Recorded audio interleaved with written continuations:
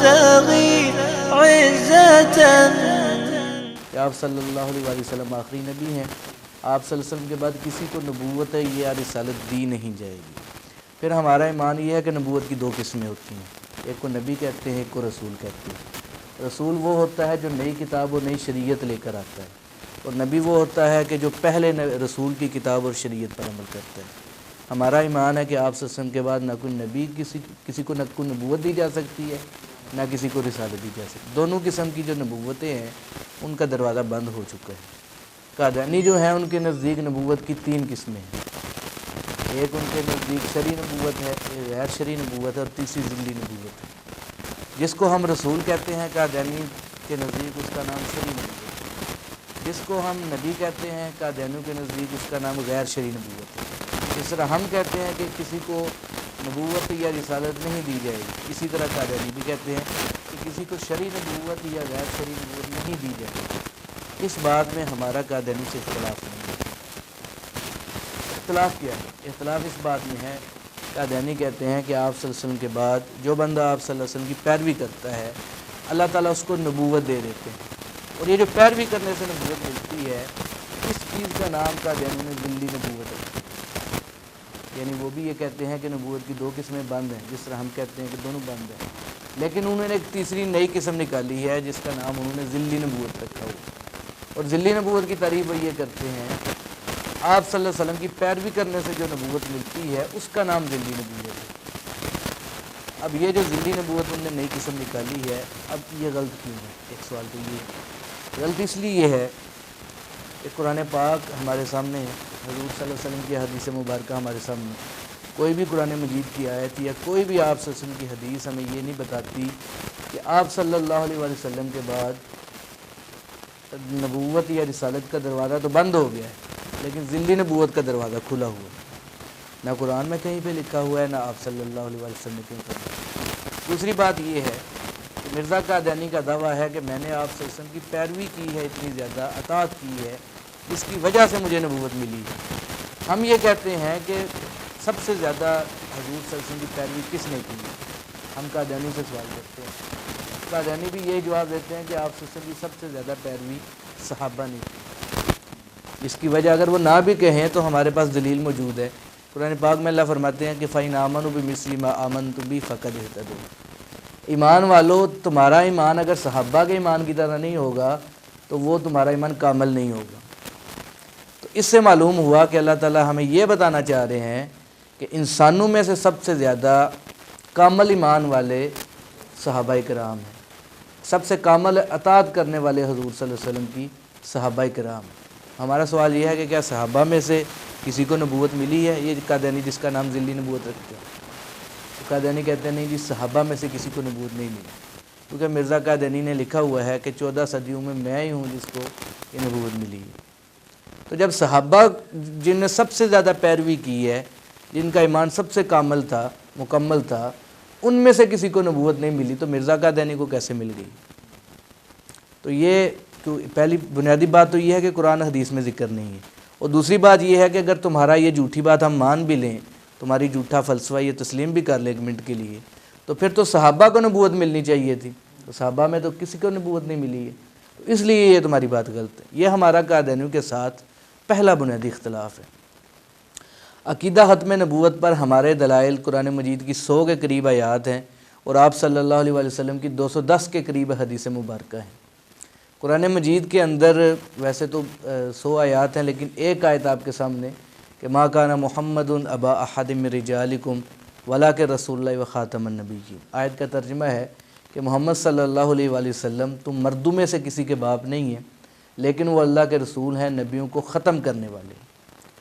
واضح آیت ہے، اس آیت میں تو کوئی شک و شبے کی گنجائش نہیں ہے. آیت ہمیں بتا رہی ہے کہ آپ صلی اللہ علیہ وسلم نے نبیوں کو ختم کر دیا. ہاں ایک سوال ہو سکتا ہے کہ آیت میں تو نبی کا ذکر ہے، رسول کا ذکر نہیں ہے. آیت ہمیں کوئی سوال کر سکتا ہے کہ یہ تو پتہ چل گیا کہ نبی ختم ہو گئے، لیکن یہ تو نہیں پتہ چلا کہ رسول ختم ہو گئے. تو اس کا جواب یہ ہے کہ ہر جو رسول ہے وہ نبی ہوتا ہے، لیکن ہر نبی رسول نہیں ہوتا. تو اس لیے اللہ نے وہ لفظ ذکر فرمایا جس میں دونوں آ گئے، نبوت کی نفی بھی ہو گئی، رسالت کی نفی بھی ہو گئی. لیکن ذلی نبوت کیونکہ ہے ہی نہیں ہے، تو اس لیے نہ اس آیت میں ذکر ہے نہ پورے قرآن میں کہیں بھی ذکر ہے۔ اور آپ صلی اللہ علیہ وسلم نے 2 حدیث مبارکہ آپ کے سامنے رکھتا ہوں۔ ایک ترمذی شریف کے اندر روایت ہے، آپ صلی اللہ علیہ وسلم نے فرمایا کہ ان الرسالۃ والنبوۃ قد انقطعت فلا رسول بعدی ولا نبی، کہ اللہ آپ صلی اللہ علیہ وسلم نے فرمایا کہ اللہ نے میرے اوپر رسالت کو بھی ختم کر دیا ہے، نبوت کو بھی ختم کر دیا ہے، اب میرے بعد کسی کو رسالت و نبوت نہیں ملے گی۔ مسلم شریف کے اندر ایک روایت ہے، حضور صلی اللہ علیہ وآلہ وسلم نے حضرت علی سے فرمایا، علی تمہیں مجھ سے وہی نسبت ہے جو موسیٰ علیہ السلام کو ہارون علیہ السلام سے تھی۔ اب بندہ سوچے کہ ہارون علیہ السلام بھی اللہ کے نبی ہیں، موسیٰ علیہ السلام بھی اللہ کے نبی، اور ہو سکتا ہے کہ حضرت علی بھی نبی بن گئے ہوں، سوال ذہن میں آتا ہے۔ لیکن آپ صلی اللہ علیہ وسلم نے فرمایا کہ لا نبوت بعدی، کہ اب میرے بعد نبوت نہیں ہے۔ جو اگر یہ سوال ذہن میں پیدا ہوتا تو اس کا پہلے ہی آپ صلی اللہ علیہ وسلم نے جواب دے دیا کہ نبوت نہیں ہے، اب تم میرے بھائی تو ہو جس طرح موسیٰ علیہ السلام ہارون علیہ السلام بھائی تھے، لیکن نبی نہیں ہو، کیونکہ لا نبوت بعدی، اب میرے بعد نبوت نہیں ہے۔ تو یہ عقیدہ ختم نبوت پر ہمارے پاس بہت سارے دلائل ہیں، میں نے چند ایک ذکر کیا آپ کے سامنے۔ دوسرا ہمارا قادینوں سے اختلاف ہے عیسیٰ علیہ السلام کے رفع اور نزول کے بارے میں۔ ہمارا سارے مسلمانوں کا ایمان ہے اس بات پر کہ یہودی سیدنا عیسیٰ علیہ السلام کو قتل کرنا چاہتے تھے، گرفتار کر کے قتل کرنا چاہتے تھے، اور اللہ تعالیٰ سیدنا عیسیٰ علیہ السلام کو یہودیوں سے بچانا چاہتے تھے۔ قرآن مجید میں ذکر ہے وَمَكَرُوا وَمَكَرَ اللَّهُ وَاللَّهُ خَيْرُ الْمَاكِرِينَ۔ اس آیت کے اندر اللہ اس چال کا ذکر فرما رہے ہیں جو چال یہودی چل رہے تھے۔ اللہ کہتے ہیں کہ وَمَكَرُوا وَمَكَرَ اللَّهُ، کہ یہودی بھی چال چل رہے تھے اور میں اللہ بھی چال چل رہا تھا۔ وَاللَّهُ خَيْرُ الْمَاكِرِينَ، اللہ کہتے ہیں سب سے بہتر چال میری ہے۔ جب یہ ساری بات ہو رہی تھی، چال چل رہے تھے، ان کی چال کیا تھی؟ یہودیوں کی یہ چال تھی کہ وہ سیدنا عیسیٰ علیہ السلام کو گرفتار کرنا چاہتے تھے۔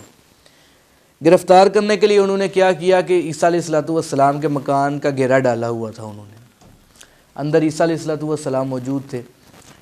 تو جس وقت عیسیٰ علیہ السلام اندر تشریف فرما تھے، یہودیوں نے باہر مکان کا گھیرا ڈالا ہوا تھا، تو اس وقت اللہ تعالیٰ نے عیسیٰ علیہ السلام کو الہام کیا، ایک اس الہام کا ذکر اگلی آیت کے اندر ہے۔ اللہ کہتے ہیں کہ یا عیسیٰ انی متوفیک، پہلا وعدہ، 4 وعدے ہیں اس الہام کے اندر، اس آیت کے اندر، کہ پہلا وعدہ یہ تھا انی متوفیک، یہودی آپ کو اپنے قبضے میں لینا چاہتے ہیں، میں آپ کو اپنے قبضے میں لے لوں گا۔ دوسرا وعدہ کا وَرَافِعُکَ اِلَیَّ، کہ یہودی آپ کو اپنے قبضے میں لے کر صلیب پر چڑھانا چاہتے ہیں، اور میں اللہ آپ کو اپنے قبضے میں لے کر اپنی طرف اٹھا لوں گا۔ تیسرا وعدہ یہ کیا وَمُطَہِّرُکَ مِنَ الَّذِینَ کَفَرُوا، کہ یہودی آپ کو اپنے قبضے میں لے کر گرفتار کرنا چاہتے ہیں، اور میں اللہ آپ کو اپنے قبضے میں لے کر ان کی گرفتاری سے بچا لوں گا۔ چوتھا وعدہ یہ کیا کہ وَجَاعِلُ الَّذِينَ اتَّبَعُوكَ فَوْقَ الَّذِينَ كَفَرُوا إِلَىٰ يَوْمِ الْقِيَامَةِ، کہ آپ کے جو پیروکار ہیں ان کو قیامت تک میں یہودیوں کے اوپر، آپ کے دشمنوں پر غالب رکھوں گا۔ 4 وعدے کیے اللہ نے۔ اب ان 4 وعدوں کو اللہ نے پورا کیا۔ کیسے پورا کیا؟ اللہ قرآن میں کہتے ہیں کہ وَقَوْلِهِمْ إِنَّا قَتَلْنَا الْمَسِيحَ عِيسَىٰ ابْنَ مَرْيَمَ رَسُولَ اللَّهِ، کہ یہودی کہتے ہیں کہ ہم نے اللہ کے رسول عیسیٰ ابن مریم کو قتل کر دیا۔ اللہ کہتے ہیں وَمَا قَتَلُوهُ وَمَا صَلَبُوهُ، یہودی نہ قتل کر سکے عیسیٰ علیہ السلام کو، اور نہ عیسیٰ علیہ السلام کو صلیب دے سکے۔ ہوا کیا تھا؟ ولیکن شُبِّہَ لَهُمْ، انہیں اشتباہ ہو گیا تھا، وہ شک میں پڑ گئے تھے۔ پھر کیا ہوا تھا؟ بل رفعہ اللہ الیہ، اللہ کہتے ہیں جب قتل بھی نہیں کر سکے، صلیب بھی نہیں دے سکے، ان کو شبہ ہو گیا، تو میں نے اللہ نے ان کو اپنی طرف اٹھا لیا تھا۔ اس آیت کے اندر ان 3 وعدوں کا ذکر ہے، کیونکہ چوتھا وعدہ تو عیسیٰ علیہ السلام کی قوم کے ساتھ تھا کہ آپ کے جو پیروکار ہیں وہ یہودیوں پر غالب رہیں گے۔ 3 وعدوں کا ذکر عیسیٰ علیہ السلام کے ساتھ۔ پہلا وعدہ یہ تھا یہودی آپ کو اپنے قبضے میں لینا چاہتے ہیں، میں اللہ آپ کو اپنے قبضے میں لے لوں گا۔ دوسرا وعدہ یہ تھا کہ وہ آپ کو اپنے قبضے میں لے کر صلیب پر چڑھانا چاہتے ہیں، اللہ نے کہا میں آپ کو اپنے قبضے میں لے کر اپنی طرف اٹھا لوں گا۔ تیسرا وعدہ یہ تھا کہ وہ آپ کو اپنے قبضے میں لے کر صلیب پر چڑھانے سے پہلے گرفتار کرنا چاہتے ہیں، جیل میں ڈالنا چاہتے ہیں، اور میں اللہ آپ کو اپنے قبضے میں لے کر اپنی طرف اٹھا کر ان کی گرفتاری سے بچا لوں گا۔ تو اللہ نے اس کا ذکر اگلی آیت میں کر دیا۔ کیسے ہوا؟ بر رفعہ اللہ علیہ، میں نے جب آپ کو اپنے قبضے میں لے کر اپنی طرف اٹھا لیا تو یہودی آپ کو نہ گرفتار کر سکے، نہ آپ کو صلیب دے سکے۔ تو یہ مختصر ذکر اللہ نے قرآن مجید میں عیسیٰ علیہ السلام کے آسمان پر اٹھانے کا کیا ہے کہ اللہ نے اپنی طرف اٹھا لیا۔ عیسیٰ علیہ الصلوۃ والسلام کے نزول کا ذکر اشارتاً قرآن سے ثابت ہے اور صراحتاً حدیث سے ثابت ہے۔ قرآن مجید میں اللہ فرماتے ہیں کہ وَمِنْ أَهْلِ الْكِتَابِ إِلَّا لَيُؤْمِنَنَّ بِهِ قَبْلَ مَوْتِهِ کہ جتنے اہل کتاب ہیں، اہل کتاب میں دو قسم کے ہیں، ایک عیسائی بھی اہل کتاب ہیں، یہودی بھی اہل کتاب ہیں۔ تو اللہ فرما رہے ہیں کہ اہل کتاب جو ہیں وہ عیسیٰ علیہ السلام کی موت سے پہلے پہلے ان پر ایمان لے آئیں گے۔ تو اس آیت سے ہمیں یہ معلوم ہوا کہ عیسیٰ علیہ السلام کی وفات ابھی نہیں ہوئی ہے، کیونکہ جب وہ اللہ یہی کہہ رہے ہیں کہ ان کی وفات سے پہلے پہلے ان پر ایمان لانے کا کیا مطلب ہے؟ یہاں پہ یہ بھی سوال ہوتے ہیں۔ ایمان لانے کا عیسائیوں کا ایمان لانا اور ہے، یہودیوں کا ایمان لانا اور ہے۔ عیسائیوں کے ایمان لانے کا مطلب یہ ہے کہ جو موجودہ عیسائی ابھی دنیا میں موجود ہیں ان کا عقیدہ اگر ہم پوچھیں کہ جی آپ کا کیا عقیدہ ہے، تو وہ یہ ہمیں بتاتے ہیں کہ عیسیٰ علیہ الصلوۃ والسلام اللہ کے بیٹے ہیں، اللہ کے بیٹے کہتے ہیں وہ عیسیٰ علیہ السلام کو۔ ان کے ایمان لانے کا مطلب یہ ہے کہ وہ جو اللہ کے بیٹے کہتے ہیں اس سے رجوع کر لیں گے۔ عیسیٰ علیہ السلام ان کو آگے بتائیں گے میں اللہ کا بیٹا نہیں ہوں، میں اللہ کا بندہ ہوں، تو وہ عیسیٰ علیہ الصلوۃ والسلام کو اللہ کا بندہ مانیں گے۔ وہ جو خدا مانتے تھے یا خدا کا بیٹا مانتے اس سے رجوع کر لیں گے۔ یہودیوں کے ایمان لانے کا مطلب یہ ہے کہ یہودی عیسیٰ علیہ السلام کو اللہ کا سچا نبی نہیں سمجھتے تھے، نہیں مانتے، ابھی بھی نہیں مانتے۔ تو جب عیسیٰ علیہ السلام دوبارہ تشریف لائیں گے تو وہ کہیں گے کہ میں بنی اسرائیل کی طرف بھیجا گیا اللہ کا نبی تھا، تو وہ آپ کو تسلیم کر لیں گے کہ آپ بنی اسرائیل کے رسول تھے۔ یہاں پہ ایک سوال اور بھی پیدا ہوتا ہے، سوال یہ بھی ہے کہ جب قیامت تک حضور صلی اللہ علیہ وسلم کا زمانہ ہے تو عیسیٰ علیہ الصلوۃ والسلام جب تشریف لائیں گے تو کیا وہ اپنی نبوت کی تبلیغ کریں گے؟ تو اس کا جواب یہ ہے کہ اس کے دلیل ہمارے پاس بہت زیادہ دلائل ہیں۔ ویسے تو مختصر طور پہ قرآن مجید کی آیت ہے وَإِذَا أَخَذَ اللَّهُ مِيثَاقَ النَّبِيِّينَ لَمَا آتَيْتُكُم مِّن كِتَابٍ وَحِكْمَةٍ ثُمَّ جَاءَكُمْ رَسُولٌ مُصَدِّقٌ لِّمَا مَعَكُمْ لَتُؤْمِنُنَّ بِهِ وَلَتَنصُرُنَّهُ۔ اس آیت میں یہ اللہ تعالیٰ ذکر فرما رہے ہیں، اللہ نے وعدہ لیا تھا سارے نبیوں سے کہ اگر کسی نبی کی زندگی میں آپ صلی اللہ علیہ وآلہ وسلم تشریف لے آئیں تو اس نبی کو اپنی نبوت کی تبلیغ چھوڑ کر آپ صلی اللہ علیہ وسلم کی پیروی کرنی پڑے گی۔ یہ وعدہ اللہ نے لیا تھا۔ تو آپ صلی اللہ علیہ وسلم تو کسی نبی کی زندگی میں تشریف نہیں لائے، لیکن آپ صلی اللہ علیہ وسلم کے زمانہ نبوت کے اندر عیسیٰ علیہ الصلوۃ والسلام تشریف لا رہے ہیں۔ تو اسی وعدے کے مطابق جو اللہ نے سب سے لیا تھا، عیسیٰ علیہ السلام بھی جب تشریف لائیں گے تو اپنی نبوت کی تبلیغ چھوڑ کر آپ صلی اللہ علیہ وسلم کی پیروی کریں گے۔ اور وہ جو ایمان لانے کا ذکر ہے کہ اہل کتاب عیسیٰ علیہ السلام کی موت سے پہلے پہلے ان پر ایمان لے آئیں گے، تو ایمان لانے کا مطلب ہے کہ وہ اپنے غلط عقائد سے رجوع کر لیں گے، لیکن ان کی نجات تب ہی ہو سکے گی جب وہ آپ صلی اللہ علیہ وسلم کو خاتم النبیین مان لیں گے۔ جب تک وہ نہیں مانتے ان کی نجات نہیں ہوگی۔ قادیانی اس بارے میں کیا کہتے ہیں؟ یہ تو ہمارا عقیدہ تھا۔ قادیانی کہتے ہیں، ان کے 8-10 پوائنٹ ہیں عقیدے کے جو مرزا غلام احمد قادیانی نے اپنی کتابوں میں لکھے ہیں، وہ میں مختصر طور پہ آپ کے سامنے رکھتا ہوں صرف پوائنٹ کی شکل میں، تاکہ ایک بات واضح ہو جائے کہ قادیانیوں کا کیا عقیدہ ہے۔ قادیانی پہلی بات کہتے ہیں کہ یہودیوں نے عیسیٰ علیہ السلام کو گرفتار کر لیا۔ ہم کہتے ہیں نا کہ گرفتار نہیں کیا، وہ کہتے ہیں کہ یہودیوں نے سیدنا عیسیٰ علیہ السلام کو گرفتار کر لیا، پہلی بات۔ دوسری بات وہ یہ کہتے ہیں کہ یہودیوں نے سیدنا عیسیٰ علیہ السلام کو گرفتار کر کے صلیب پر بھی چڑھا دیا، یہ دوسری بات ہو گئی۔ تیسری بات وہ یہ کہتے ہیں کہ صلیب پر سیدنا عیسیٰ علیہ السلام 2 گھنٹے تک رہے۔ چوتھی بات وہ یہ کہتے ہیں کہ سیدنا عیسیٰ علیہ السلام 2 گھنٹے صلیب پر رہنے کی وجہ سے زخمی ہو گئے۔ 3 باتیں ہو گئیں۔ چوتھی بات وہ یہ کہتے ہیں کہ 2 گھنٹے کے بعد سیدنا عیسیٰ علیہ السلام کو صلیب سے اتار لیا گیا۔ 5ویں بات وہ یہ کہتے ہیں کہ سیدنا عیسیٰ علیہ السلام کو زخمی حالت میں صلیب سے اتارنے کے بعد ایک غار میں لے جایا گیا۔ 6ٹھی بات وہ یہ کہتے ہیں کہ اس غار کے اندر سیدنا عیسیٰ علیہ السلام کی مرہم پٹی ہوئی علاج ہوتا رہا۔ 7ویں بات وہ یہ کہتے ہیں کہ 3 دن کے بعد علاج کے بعد سیدنا عیسیٰ علیہ السلام صحت یاب ہو گئے۔ 8ویں بات وہ یہ کہتے ہیں کہ صحت یاب ہونے کے بعد 3 دن کے بعد سیدنا عیسیٰ علیہ السلام اپنی والدہ مریم علیہ السلام کو ساتھ لے کر افغانستان کے راستے سے کشمیر چلے گئے۔ 9ویں بات وہ یہ کہتے ہیں کہ واقعہ صلیب کے بعد سیدنا عیسیٰ علیہ السلام کشمیر میں 87 سال رہے۔ 10ویں بات وہ یہ کہتے ہیں کہ 87 سال رہنے کے بعد کشمیر کے اندر ہی سیدنا عیسیٰ علیہ السلام کی وفات ہوئی، اور کشمیر کے اندر سری نگر جو شہر ہے اس کا ایک محلہ ہے خان یار، اس محلے کے اندر ایک قبر ہے، آج بھی موجود ہے، دربار بنا ہوا ہے یوز آصف کے نام سے۔ وہ کہتے ہیں کہ وہ قبر جو ہے وہ یوز آصف کی نہیں ہے، بلکہ وہ قبر عیسیٰ علیہ السلام کی ہے۔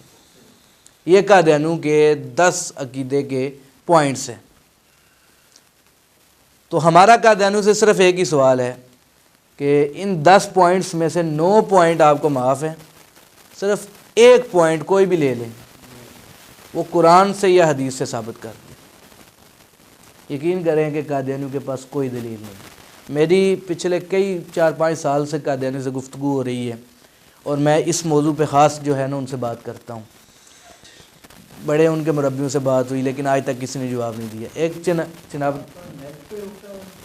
نیٹ پہ ہوتے ہیں، فیس بک پہ ہوتے ہیں، واٹس ایپ وغیرہ پہ بات ہوتی ہے، اور آمنے سامنے بھی کبھی ہو جاتی ہے۔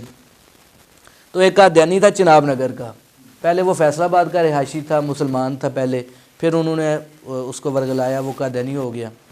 تو اس قادیانیوں کو اس کے جو ایک رشتہ دار تھے، تو مسلمانوں نے دعوت دی کہ یار آپ ایسا کریں کہ آپ اسلام میں واپس آ جائیں، آپ کفریہ مذہب میں چلے گئے ہیں۔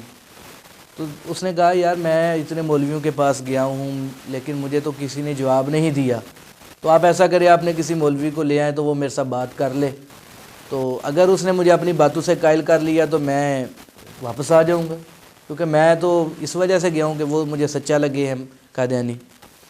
خیر ان کے ساتھ میری گفتگو ہوئی، تو میں نے یہی جو 10 باتیں قادیانی کرتے ہیں عیسیٰ علیہ السلام کے حوالے سے، تو میں نے ان 10 باتوں کو ان کے سامنے رکھا۔ میں نے کہا مجھے یہ بتائیں کہ یہ جو میں آپ کے سامنے باتیں رکھ رہا ہوں، کیا یہ باتیں آپ کے عقائد میں شامل ہیں یا نہیں ہیں؟ اگر تو وہ کہتے ہیں کہ عقائد میں شامل نہیں ہیں، تو میری ذمہ داری تھی کہ میں مرزا غلام احمد قادیانی کی کتابوں سے یہ باتیں نکال کے دکھاتا، اگر وہ نہ تسلیم کرتے، لیکن انہوں نے کہا جی ہاں یہ ہماری باتیں ہیں، ہم ان کو مانتے ہیں، ہمارے عقائد ہیں یہ۔ تو پھر میں نے انہیں کہا کہ ٹھیک ہے، جب یہ 10 عقائد آپ کے ہیں تو ان میں سے 9 آپ کو معاف ہیں، صرف ایک بات مجھے قرآن حدیث سے ثابت کر دیں۔ انہوں نے مجھ سے پہلے 1 ہفتے کا ٹائم لیا، ہمیں 1 ہفتہ آپ مجھے دیں، میں سوچوں گا، کتابیں دیکھوں گا، پھر میں آپ کو نکال کے دکھاؤں گا۔ خیر میرے ذہن میں بات تو ایک آئی کہ یار آپ اسلام کو چھوڑ کر ایک غیر مذہب کا کفریہ مذہب میں شامل ہوئے ہیں، تو بغیر دلیل کے شامل ہو گئے ہیں، کوئی دلیل تو ہونی چاہیے تھی نا آپ کے پاس، تو آپ کو تو مجھے فوری دلیل دینی چاہیے تھی، اور آپ مجھ سے 1 ہفتے کا ٹائم لے رہے ہیں۔ میرے دل کے اندر یہ بال ہے، میں نے انہیں نہیں کہا۔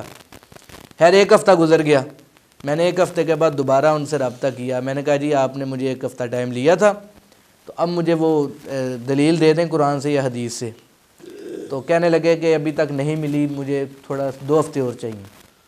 میں نے کہا 2 ہفتے اور لے لیں۔ کرتے کرتے مہینہ ہو گیا اس بات کو۔ 1 مہینے کے بعد رابطہ کیا، ان نے جواب نہیں دیا، میرے میسج کو جواب ہی نہیں دیا ان نے۔ پھر میں نے وہ اس بندے کو کہا یار اگر جواب ملا ہے تب بھی بتا دیں، نہیں ملا تب بھی بتا دیں، تاکہ ہم کوئی اور بات کر سکیں۔ 1 مہینے کے بعد انہوں نے دوبارہ رابطہ کیا، مجھے کہتے ہیں کہ جی میں نے یہ ڈھونڈ لی ہے، جو آپ نے سوال پوچھے تھے نا یہ سارے میں نے تلاش کر لیے جواب۔ میں نے کہا بڑی اچھی بات ہے، پھر مجھے بھی دکھا دیں کہ کہاں سے آپ نے تلاش کی ہے۔ تو کہا جی ہم نے بائبل سے تلاش کی ہے۔ میں نے کہا جی آپ کا دعویٰ مسلمان ہونے کا ہے یا عیسائی ہونے کا ہے؟ اگر تو آپ کا عیسائیت کا دعویٰ ہے تو پھر آپ مجھے بائبل سے دکھائیں۔ اگر آپ کہتے ہیں جی ہم تو مسلمان ہیں تو مجھے تو قرآن سے دکھائیں، یہ حدیث سے مطالبہ تو ہمارا یہ تھا، ہمارا تو بائبل کا مطالبہ ہی نہیں تھا۔ تو کہتے ہیں جی ہمارے یہ جو عقائد ہیں نا یہ بائبل سے ثابت ہے۔ میں نے کہا اس کا مطلب ہے کہ اسلام کے ساتھ آپ کا کوئی تعلق نہیں۔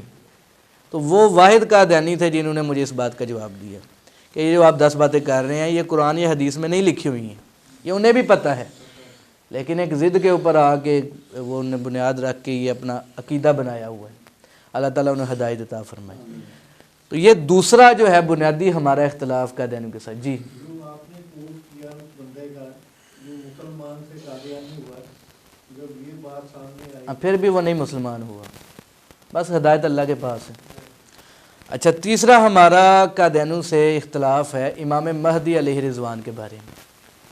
امام مہدی کے بارے میں ہمارا مسلمانوں کا نظریہ یہ ہے کہ قرب قیامت سیدنا عیسیٰ علیہ الصلوۃ والسلام کے نزول سے کچھ عرصہ پہلے امام مہدی تشریف لائیں گے، اور امام مہدی جو ہیں وہ کوئی نبی نہیں ہوں گے بلکہ اللہ کے ولی ہوں گے۔ حدیث میں آپ صلی اللہ علیہ وآلہ وسلم نے امام مہدی کی کچھ نشانیاں ہمیں بتائی ہوئی ہیں۔ جو بھی مہدی ہونے کا دعوے دار ہے ہم اس کو ان نشانیوں کے اوپر پرکھتے ہیں۔ اگر تو حدیث میں بتائی گئی نشانیوں پہ وہ پورا اترتا ہے ہم مہدی مان لیں گے۔ مرزا غلام احمد قادیانی کا ایک دعویٰ مہدی ہونے کا بھی ہے۔ ان کے نزدیک مسیح اور مہدی ایک ہی شخصیت کے دو نام ہیں، اور اس کا مہدی ہونے کا دعویٰ بھی ہے۔ تو اس لیے ہمیں امام مہدی کے بارے میں جاننا بھی بڑا ضروری ہے۔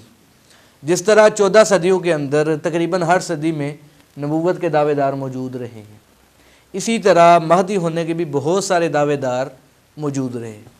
امام مہدی کے بارے میں جو احادیث ہے، ٹوٹل ذخیرہ احادیث میں ان کی تعداد 337 ہے۔ 337 میں 30 یا 40 جو احادیث ہیں تقریباً یہ صحیح درجے کی ہیں، ان کے علاوہ باقی جو احادیث ہیں وہ صحیح درجے کی نہیں ہیں۔ جو صحیح درجے کی احادیث ہے ان میں سے ہمیں امام مہدی کی جو نشانیاں معلوم ہوتی ہیں وہ میں 4 یا 5 آپ کے سامنے رکھتا ہوں۔ ہر مہدی ہونے کے دعوے دار کو ہم انہی نشانیوں پہ پرکھیں گے۔ پہلی نشانی مہدی کی، امام مہدی کی یہ ہے، حضور صلی اللہ علیہ وسلم نے فرمایا کہ مہدی کا نام میرے نام کے اوپر ہوگا۔ اب آپ صلی اللہ علیہ وسلم کا کیا نام تھا سب جانتے ہیں، محمد صلی اللہ علیہ وسلم۔ ایک نام آپ کا احمد بھی ہے، لیکن جو احمد نام ہے وہ سابقہ کتب کے اندر موجود ہے۔ جو پہلے بشارت دی گئی کہ احمد نام کا نبی آئے گا، وہ ہمارے نبی کو احمد کہا گیا سابقہ کتابوں میں، انجیل وغیرہ میں۔ لیکن جب حضور صلی اللہ علیہ وسلم دنیا میں تشریف لائے تو آپ کا نام محمد رکھا گیا۔ تو آپ نے فرمایا وہ میرے نام پر اس کا نام ہوگا، یعنی محمد ہوگا۔ پہلی نشانی امام مہدی کی یہ ہے۔ دوسری نشانی آپ صلی اللہ علیہ وسلم نے فرمائی کہ مہدی کے والد کا نام میرے والد کے نام پر ہوگا۔ اب سب جانتے ہیں امام مہدی کے حضور صلی اللہ علیہ وسلم کے والد کا کیا نام تھا؟ عبداللہ۔ تو معلوم یہ ہوا کہ امام مہدی کے والد کا نام بھی عبداللہ ہوگا۔ تیسری نشانی آپ صلی اللہ علیہ وسلم نے یہ بیان فرمائی کہ مہدی جو ہے میری بیٹی فاطمہ کی اولاد میں سے ہوں گی۔ اب آپ کی بیٹی حضرت فاطمہ رضی اللہ تعالیٰ کی اولاد جو ہے سید کہلاتی ہے، تو معلوم یہ ہوا کہ مہدی جو ہے جس خاندان سے تعلق رکھیں گے وہ سید ہوگا، سید خاندان سے ان کا تعلق ہوگا۔ چوتھی نشانی آپ صلی اللہ علیہ وسلم نے یہ بیان فرمائی کہ مہدی کی جو بیعت ہے یہ بیت اللہ کے اندر مقام ابراہیم اور حجر اسود کے درمیان میں ہوگی۔ یہ بھی حدیث کے اندر موجود ہے۔ 4 نشانیاں، یہ ایسی نشانیاں ہیں کہ جو صحیح احادیث سے ثابت ہیں۔ 5ویں نشانی جو مختلف روایات سے معلوم ہوتی ہے کہ امام مہدی کے وقت میں عیسیٰ علیہ الصلوۃ والسلام کا آسمان سے نزول ہوگا۔ یہ 5 نشانیاں ہیں۔ کوئی بھی مہدی ہونے کا دعوے دار ہے ہم انہی نشانیوں کے اوپر پرکھتے ہیں ان کو۔ تو مرزا کا غلام احمد قادیانی کا دعویٰ بھی چونکہ مہدی ہونے کا ہے تو ہم انہی نشانیوں پہ پرکھ لیتے ہیں۔ سب سے پہلی آپ نے فرمایا کہ میرے نام پر اس کا نام ہوگا۔ تو مرزا غلام احمد قادیانی نے اپنی کتاب میں نام لکھا ہوا ہے کہ میرا نام ہے غلام احمد قادیانی، غلام احمد قادیانی، یعنی واحد نہیں ہے، یہ مرکب ہے، ایک نام نہیں ہے، 3 ناموں کا مجموعہ ہے۔ اور آپ سے سمجھو بتا رہے ہیں وہ تو ایک نام ہے، یہ میرے نام پر نام ہوگا۔ تو اگر یہ سچا مہدی ہوتا تو اس کا تو ایک ہی نام ہونا چاہیے تھا، محمد۔ تو پھر یہ احمد قادیانی، یہ 3 نام بتائے اس نے اپنے۔ پہلی نشانی۔ دوسری نشانی آپ سے نے بیان فرمائی کہ اس کے والد کا نام میرے والد کے نام پر ہوگا، یعنی عبداللہ ہوگا، اور اس کے باپ کا نام بھی عبداللہ نہیں تھا بلکہ غلام مرتضیٰ تھا۔ دوسری نشانی بھی پوری نہیں ہوئی۔ تیسری نشانی آپ صلی اللہ علیہ وسلم نے یہ بیان فرمائی میری بیٹی فاطمہ کی اولاد میں سے ہوں گے، یعنی سید ہوں گے۔ اور مرزا قادیانی جو ہے یہ مغل برلاس اس کا خاندان تھا، سید بھی نہیں تھا۔ چوتھی نشانی یہ بیان فرمائی کہ بیعت کہاں پر ہوگی؟ حجر اسود اور مقام ابراہیم کے درمیان۔ اور مرزا غلام قادیانی تو ساری زندگی وہاں پر نہیں جا سکا، نہ مکے جا سکے نہ مدینے جا سکے، تو اس لیے کوئی نشانی پوری نہیں ہوئی۔ 5ویں نشانی کہ ان کے وقت میں عیسیٰ علیہ السلام کا آسمان سے نزول ہوگا، اور یہ تو ہوا ہی نہیں۔ تو کوئی ایک نشانی بھی جو ہے یہ مرزا غلام احمد قادیانی میں نہیں پائی جاتی۔ جس طرح نبوت کے مسلمہ کذاب نے دعویٰ کیا نبوت کا، اس وقت صحابہ کی تعداد کتنی تھی؟ 1,45,000، اور مسلمہ کے ماننے والے کتنے تھے؟ 1 لاکھ۔ ماننے والے تو پیدا ہونا یہ سچے ہونے کی نشانی نہیں ہوتی. کوئی بھی بندہ دعویٰ کرے تو کچھ نہ کچھ تو اس کے ماننے والے ہو ہی جاتے ہیں. سچا وہی ہوگا جس کی آپ وسلم نے جو ذکر فرمایا ہے, جو نشانیاں اس کے اندر پائی جائیں گی, وہ سچا ہوگا. ان کی مصنوعات جو ہے دکانوں پر رکھنا, میں وہ اسی طرف آ رہا ہوں. یہ ہمارا پہلا جو گفتگو کا ایک موضوع ہے وہ مکمل ہوا. ہمارا قادیانیوں سے اختلاف کیا ہے, بنیادی اختلاف یہ ہو. اب دوسری بات یہ ہے کہ ہم ان کو کافر کیوں کہتے ہیں, غیر مسلم کیوں کہتے ہیں. قادیانیوں کے غیر مسلم ہونے کی علماء کرام نے 20 کے قریب وجوہات لکھی ہیں. قادیانی اسی وجہ سے کافر ہے. میں چند ایک آپ کے سامنے رکھتا ہوں. پہلی وجہ عقیدہ ختم نبوت کا انکار ہے. جو ہم کہتے ہیں کہ حضور صلی اللہ علیہ وسلم کے بعد کسی کو نبوت یا رسالت نہیں مل سکتی ہے. قادیانی کہتے ہیں کہ مرزا غلام قادیانی کو نبوت مل گئی ہے. ختم نبوت کا انکار کر دیا. ختم نبوت کا انکار کرنے کا مطلب یہ ہے کہ انہوں نے قرآن پاک کا بھی انکار کر دیا اور آپ صلی اللہ علیہ وسلم کی 210 احادیث مبارکہ کا انکار کر دیا. جو قرآن اور حدیث کا انکار کرے وہ کافر ہو جاتے ہیں. دوسرے ان کے کفر کی وجہ عیسیٰ علیہ السلام کے رفع نزول کا انکار ہے. جو بندہ سیدنا عیسیٰ علیہ السلام کے آسمان پر اٹھائے جانے اور قرب قیامت دوبارہ نزول کا قائل نہیں ہے تو ایسا بندہ بھی مسلمان نہیں ہے. یہ ان کے کفر کی دوسری وجہ ہے. تیسری قادیانیوں کے غیر مسلم ہونے کی وجہ یہ ہے کہ یہ آپ صلی اللہ علیہ وسلم کی شان میں بے ادبیاں کرتے ہیں, گستاخی کرتے ہیں. کیسے کرتے ہیں؟ مرزا غلام احمد قادیانی نے پہلی گستاخی سب سے بڑی تو یہ ہے, وہ مرزا کو نبی مانتے ہیں. جب آپ صلی اللہ علیہ وسلم نے اپنی زبان مبارکہ سے کہہ دیا, فرما دیا کہ میرے اوپر اللہ نے رسالت و نبوت کو ختم کر دیا ہے, تو یہ کون ہوتا ہے نبوت کا دعویٰ کرنے والا؟ تو جو بھی دعویٰ کرے گا وہ دراصل آپ صلی اللہ علیہ وسلم کی بات کو جھٹلا رہا ہے, اور یہ آپ صلی اللہ علیہ وسلم کی شان میں گستاخی ہے. پہلی یہ گستاخی ایک تو یہ. دوسری گستاخی مرزا غلام احمد قادیانی نے لکھا ہے کہ دنیا میں کئی تخت اترے ہیں پر میرا تخت سب سے اوپر اللہ نے رکھا ہے. اب سوچیں کہ دنیا میں جو تخت اترے ہیں سب سے اوپر کس کا تخت ہے؟ ہمارے نبی کا ہے یا نہیں؟ ہمارے نبی کا ہے نا. تو کوئی بدبخت یہ کہتے کہ میرا تخت سب سے اوپر ہے, تو یہ ہمارے نبی پاک صلی اللہ علیہ وسلم کی شان میں گستاخی ہے. مقام اور مرتبہ کہہ رہے ہیں, انبیاء کو جو کہہ رہے ہیں. ایک اور جگہ پہ اس نے لکھا ہوا ہے کہ حضور صلی اللہ علیہ وسلم دین کی اشاعت مکمل نہیں کر سکے, میں نے دین کی اشاعت مکمل کی ہے. یہ اس نے اپنی کتاب میں لکھا ہوا. تو اب بتائیں کہ اللہ قرآن میں کہہ رہے ہیں الیوم اکملت لکم دینکم واتممت علیکم نعمتی ورضیت لکم الاسلام دینا, کہ حضور صلی اللہ علیہ وسلم کے ذریعے اللہ نے دین کی تکمیل کر دی ہے, کامل اور مکمل کر دیا ہے. اور یہ بدبخت کہہ رہا ہے کہ نعوذ باللہ استغفر اللہ, آپ صلی اللہ علیہ وسلم دین کی اشاعت مکمل نہیں کر سکے اور میں نے آ کر کی ہے. تو یہ نہ صرف آپ صلی اللہ علیہ وسلم کی شان میں گستاخی ہے, یہ قرآن پاک کی بھی گستاخی ہے اور یہ کفر ہے. یہ تو ہو گئی اس کی تیسری وجہ.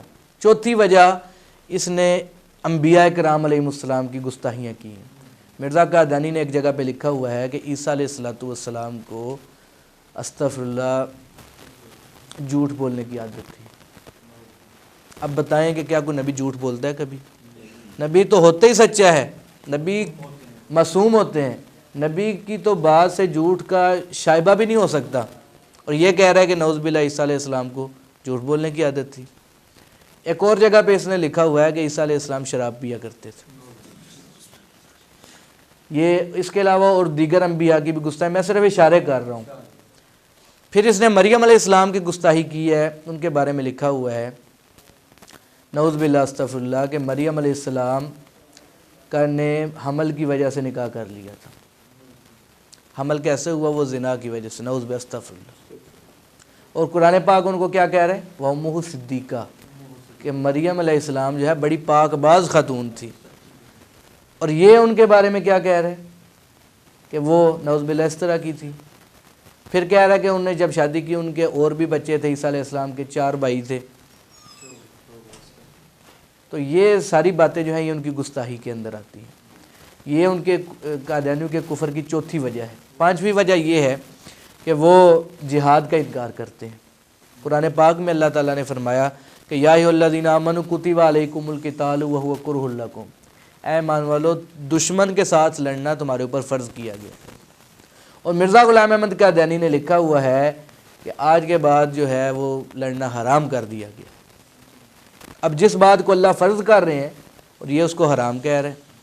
تو یہ قرآن پاک کی گستاخی ہے جو کہ کفر ہے۔ ان کی چھٹی کفر کی وجہ یہ ہے کہ سیدنا عیسیٰ علیہ السلام کے معجزات کے منکر ہیں۔ قرآن پاک میں اللہ نے معجزے بیان فرمائے۔ عیسیٰ علیہ السلام مردوں کو زندہ کر دیا کرتے تھے، عیسیٰ علیہ السلام نابینا کو بینا کر دیا کرتے تھے، کوڑی کے مریض کو تندرست کر دیتے تھے، عیسیٰ علیہ السلام وہ مٹی سے پرندہ بناتے، اس میں پھونک مارتے وہ اڑنے لگ جاتا تھا۔ یہ ذکر قرآن پاک کے اندر ہے، اور مرزا قادیانی نے لکھا ہے کہ عیسائیوں نے آپ کے بہت سے معجزات لکھے ہیں، لیکن سچ بات یہ ہے کہ آپ سے کوئی معجزہ نہیں ہوا۔ اب بتائیں کہ یہ بات قرآن کے خلاف ہے یا نہیں؟ اور جو بندہ قرآن پاک کی زیر زبر کا انکار کرے تو وہ کافر ہے، یہ تو پوری آیت کا انکار کر رہے ہیں۔ تو یہ ان کے کفر کی چھٹی وجہ ہے۔ پھر ساتویں وجہ ان کے کفر کی ہے کہ وہ مسلمانوں کو کافر کہتے ہیں۔ کسی مسلمان کو کافر کہنا جبکہ حقیقت میں وہ کافر نہیں ہے تو کہنے والا خود کافر بن جاتا ہے۔ تو جو بندہ آپ صلی اللہ علیہ وسلم اللہ کو وحدہ لا شریک مانے، آپ صلی اللہ علیہ وسلم کی ختم نبوت پر ایمان رکھے، تو ایسے بندے کو کافر کہنے والا خود کافر بن جاتا ہے۔ تو مرزا غلام احمد قادیانی نے لکھا ہوا ہے کہ جو مجھے نہیں مانتا نبی وہ دائرہ اسلام سے خارج ہے، تو اس وجہ سے یہ کافر۔ اس کے بیٹے نے بھی لکھا ہوا ہے کہ جو بندہ جس نے اس کے بیٹے نے تو ایک جگہ پہ ایسے لکھا ہے کہ جو بندہ موسیٰ علیہ السلام کو مانے لیکن عیسیٰ علیہ السلام کو نہ مانے، جو بندہ عیسیٰ علیہ السلام کو مانے لیکن محمد صلی اللہ علیہ وسلم کو نہ مانے، جو بندہ محمد صلی اللہ علیہ وسلم کو مانے لیکن مرزا قادیانی کو نہ مانے، تو ایسا بندہ نہ صرف کافر ہے بلکہ پکا کافر ہے، دائرہ اسلام سے خارج ہے۔ تو یہ مسلمانوں کو کافر کہنے کی وجہ سے بھی یہ کافر ہے۔ تو یہ ان کے کفر کی وجوہات ہیں۔ اب یہ ہمارا دوسرا موضوع مکمل۔ تیسرا موضوع جو اہم ہے وہ یہ کہ ہم قادیانیوں کا بائیکاٹ کیوں کرتے ہیں۔ جی کا علم جانتے ہیں، کلیم بھی کرتے ہیں کہ کیا ہو رہا ہے قبر میں، تو کیا کبھی کسی نے قادیان نے جا کے دیکھا ہے کہ اس کی قبر میں کیا ہو رہا ہے؟ جو حج ان کا وہاں ہوتا ہے،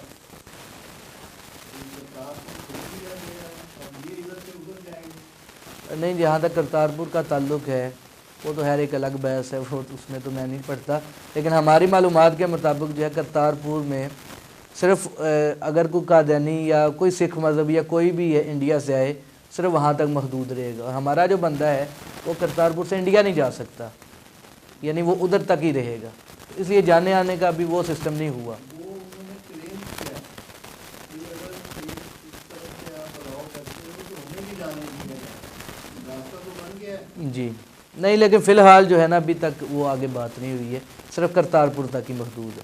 خیر تیسری بات یہ میں کر رہا تھا کہ ہم قادیانی کا بائیکاٹ کیوں کرتے ہیں، ہم کیوں کہتے ہیں ان کی مصنوعات استعمال نہ کریں، ہم کیوں کہتے ہیں کہ دکانوں میں ان کی مصنوعات نہ رکھیں، کیوں ہم کہتے ہیں، بار بار کیوں کہتے ہیں؟ اس کی وجہ کے لیے ہمیں تھوڑی سی گہرائی میں جا کے مسئلے کو سمجھنا پڑے گا۔ سب سے پہلی بات یہ ہے کہ غیر مسلموں کی یعنی کافروں کی تین بڑی قسمیں ہیں۔ ایک عام کافر ہوتے ہیں، ایک مرتد ہوتے ہیں، تیسری جو ہے وہ زندیق ہوتے ہیں۔ یہ تین بڑی قسمیں ہیں کافروں کی۔ عام کافر کون سے؟ مسلمانوں کے علاوہ جتنے بھی لوگ ہیں وہ سارے کافر ہیں، یہ تو ایک سیدھی سی بات ہے۔ مسلمانوں کے علاوہ جتنے بھی مذاہب ہیں وہ سارے کے سارے کافر ہیں، مسلمان نہیں ہیں۔ یہ تو عام تعریف ہوگی، یعنی عیسائی ہو گئے، یہودی ہو گئے، سکھ ہو گئے، ہندو ہو گئے، مشرکین ہو گئے، یہ سارے عام کافر ہیں۔ دوسرے نمبر پہ وہ ہیں جن کو ہم مرتد کہتے ہیں۔ مرتد کون ہوتا ہے؟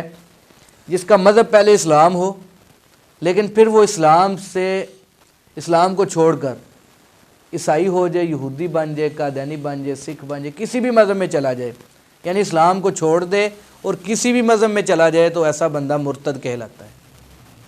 دو قسم کے ہو گئے۔ اب سوال یہ پیدا ہوتا ہے کہ ان کے ساتھ پھر تیسری قسم ہے زندیق۔ زندیق وہ ہوتا ہے کہ جس کا مذہب تو اسلام نہیں ہے لیکن وہ اپنے آپ کو مسلمان کہے۔ مثال کے طور پہ عیسائی ہیں، اب عیسائیوں کا مذہب اسلام نہیں ہے بلکہ کیا ہے؟ عیسائیت ہے۔ اب کوئی عیسائی یہاں پر آ جائے اور اسلام قبول کیے بغیر کہے کہ جی میرا مذہب اسلام ہے، اسلام تو میں مسلمان تو میں ہوں، تو یہ کہنے والا جو ہے یہ زندیق ہے۔ क्योंकि इसका मज़हब इस्लाम नहीं है और ये अपने मज़हब को इस्लाम कह रहे हैं। इसी तरीके से कादियानी है, वो भी ज़िंदीक है। कादियानी मुसलमान नहीं है, आपके सामने वजूहात मैंने रखी हैं। ख़त्म नबूवत का इनकार करते हैं, ईसा अलैहिस्सलाम के रफ़ा नज़ूल का इनकार है, अंबिया की तौहीन करते हैं, हजूर सल्लल्लाहु अलैहि वसल्लम की तौहीन करते हैं, जिहाद का इनकार करते हैं। इसकी वजह से काफिर हैं। उनका मज़हब इस्लाम नहीं है, लेकिन कहते क्या हैं, हम मुसलमान हैं। तो जितने भी कादियानी हैं वो सारे के सारे ज़िंदीक हैं। जो मुसलमान कादियानी बन जाए वो तो मुर्तद होता है, लेकिन अगर कोई बाप दादा से कादियानी चला आ रहा है तो वो ज़िंदीक है। ये 3 किस्में मैंने बताई। अब तीनों का हुक्म क्या है कि हम उनके साथ तिजारत कर सकते हैं, लेन देन कर सकते हैं या नहीं कर सकते, क्या क्या हुक्म है इनके बारे में। जो आम काफिर हैं, जैसे यहूदी हो गए, ईसाई हो गए, जो आम काफिर मुसलमानों के अलावा हैं, उनके साथ तिजारत का हुक्म ये है, अगर उनकी मसनूआत जो हैं वो हलाल हैं, हराम नहीं है, हम उनके साथ तिजारत कर सकते हैं। क्योंकि ईसाई, यहूदी और मुशरिकीन मक्का या वो मदीना के जो मुशरिकीन हैं, आप सल्लल्लाहु अलैहि वसल्लम के दौर में मौजूद थे तीनों, और तीनों के साथ जो है तिजारत होती रही है, ईसाइयों के साथ, यहूदियों के साथ और मुशरिकीन के साथ। हमें मालूम ये हुआ कि इन तीनों के साथ अगर हलाल उनकी मसनूआत है तो हम उनके साथ तिजारत कर सकते हैं। दूसरे नंबर पे आ गए मुर्तद। मुर्तद के बारे में शरीयत का हुक्म ये है कि अगर कोई बंदा मुर्तद हो जाए, यानी इस्लाम को छोड़कर किसी और मज़हब के अंदर चला जाए, ईसाई बन जाए, यहूदी बन जाए, कादियानी बन जाए, तो ऐसे बंदे के बारे में शरीयत ये कहती है कि हुकूमत ऐसे बंदे को फौरी तौर पे गिरफ़्तार कर ले। हुकूमत का क्या काम है, फौरी तौर पे गिरफ़्तार करे। गिरफ़्तार करने के बाद उलमाए किराम का एक वफ़द बनाए छोटा सा, उस बंदे से पूछें जाके वो कि भाई आपने इस्लाम को छोड़ा है, कुफर को इख्तियार किया है, तो आप क्यों इस्लाम को छोड़ा है आपने।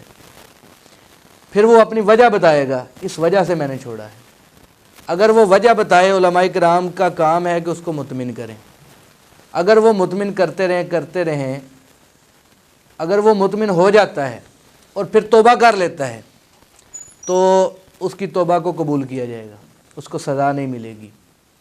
लेकिन चूँकि वो 1 साल तक गिरफ़्तार है, अब ना उसके साथ लेन देन है, ना उसके साथ तिजारत है और ना किसी किस्म का ताल्लुक़ है उसके साथ। ये शरीयत ने मना किया है इस बात से कि जो बंदा मुर्तद हो जाए तो उसके साथ ना आप तिजारत कर सकते हैं, ना लेन देन कर सकते हैं, ना किसी किस्म का ताल्लुक़ रख सकते हैं। अगर वो तौबा कर ले तो उसकी तौबा हुकूमत कबूल कर लेगी और वापस वो मुसलमानों में आ जाएगा। लेकिन अगर वो तौबा नहीं करता, अपने कुफर पे डटा रहता है, तो हुकूमत का काम ये है कि ऐसे बंदे को कत्ल कर दे। ये तो है मुर्तद। तीसरे नंबर पे आ गए ज़िंदीक। ज़िंदीक जो है उसके बारे में हुक्म है कि इस्लामी जो हुकूमत है उसको फौरी तौर पे गिरफ़्तार करे, और गिरफ़्तार करने के बाद उलमाए किराम का वफ़द नहीं बनाया जाएगा कि उससे पूछे भी आप ज़िंदीक क्यों हुए हैं। उससे पूछे बगैर ही उसको, ज़िंदीक को, सबूत जब है आपके हुकूमत के पास, गिरफ़्तार करने के बाद उसको कत्ल कर दिया जाएगा। और ज़िंदीक के साथ किसी किस्म का ताल्लुक़ रखना, उसके साथ तिजारत करना, लेन देन करना, ये शरीयत के अंदर जायज़ नहीं। लेकिन सबसे अहम बात यहाँ पे नोट करने की ये है कि कोई बंदा मुर्तद हो जाए या कोई बंदा ज़िंदीक हो जाए तो किसी फ़र्द वाहिद या जमात का काम नहीं है कि उसको गिरफ़्तार करके सज़ा दे। ये गिरफ़्तार करना और सज़ाएँ देना ये हुकूमत का काम है, ये हमारा काम नहीं है। अगर हुकूमत नहीं भी करती है तो फिर भी हुकूमत उसकी मुजरम है, हम अल्लाह के यहाँ मुजरम नहीं है उसके।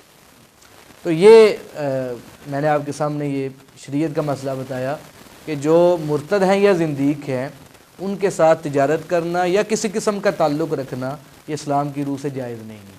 अब इस्लाम ने इस बात की इजाज़त दी है कि आप जो है ना किसी के साथ गुफ्तगू करें। हो सकता है हमारी गुफ्तगू से वो बंदा मुसलमान हो जाए, ईसाई है मुसलमान हो जाए, लेकिन कादियानियों के साथ कोई किसी किस्म के ताल्लुक़ नहीं है।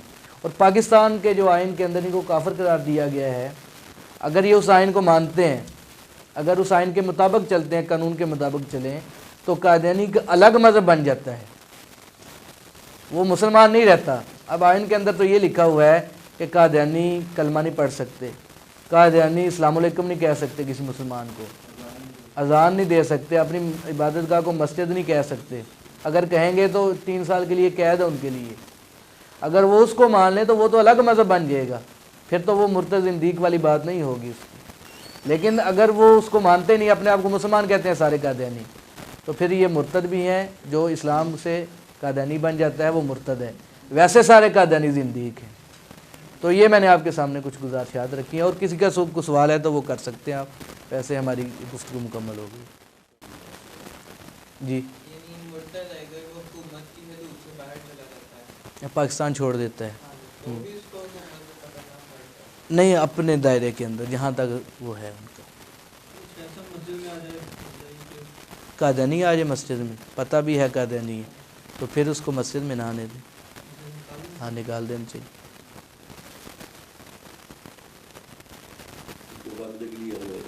توبہ پھر تو وہ توبہ کروائی جائے گی نا، اس سے کلمہ پڑھایا جائے گا، توبہ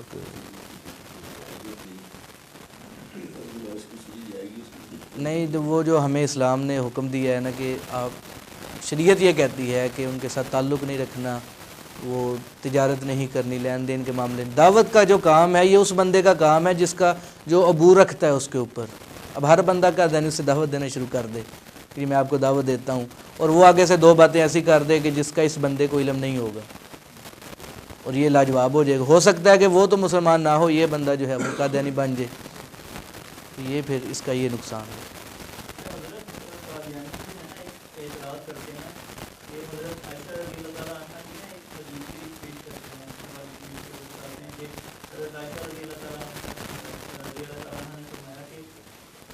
ان سے پہلے جو قومیں تھیں انہوں نے اپنی انبیاء کی قبروں کو عبادت گاہ بنا دیا، تو اس سے یہ پتہ چلتا ہے کہ حضرت عیسیٰ علیہ السلام جو ہے وہ وفات۔ یہ جو حدیث وہ پیش کرتے ہیں نا، یہ تو وفات کی نہیں، عیسیٰ علیہ السلام کی حیات کی دلیل ہے، اس لیے کہ ہم کہتے ہیں جی پوری دنیا میں دکھاؤ کہاں پہ عیسیٰ علیہ السلام کی قبر ہے جن کو سجدہ گاہ بنایا ہوا ہے۔ جب قبر ہی نہیں ہے تو سجدہ گاہ وہ کیسے بن گئی؟ تو یہ تو ان کے رفع نزول کی دلیل ہے، حیات کی دلیل ہے۔